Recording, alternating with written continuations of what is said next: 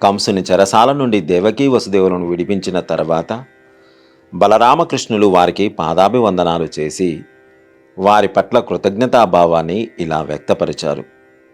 మాకు నిన్నాలు లేదయ్య మరియు నినుడు నిఖిల పురుషార్థ హేతువై నెగడుచున్న ఏనికెవ్వారలాడ్యులు మీరు కారే యా రుణము దీర్ప నూరేండ్లకైన జనదు.